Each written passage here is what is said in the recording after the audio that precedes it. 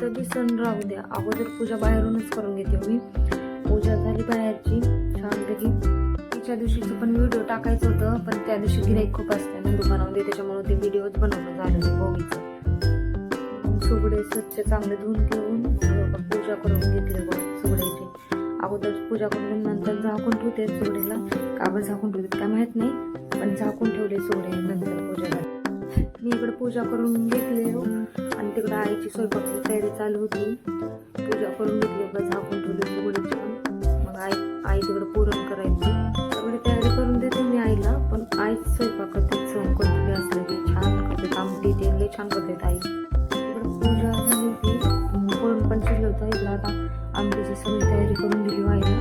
आता आई आमटी फोडणी घालतेस. सायला मंदिरात गेलतो, पण आमच्याकडे व्यवस्थित आणि फोटो काढायला मोबाईलच नव्हता आमच्याकडे. मालकाला एक काम आलं होतं, त्याच्यामुळे त्यांनी गेले होते.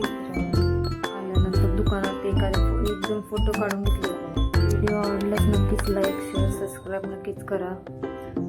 चला तर पुढच्या मिनी ब्लॉगमध्ये भेटूया. धन्यवाद.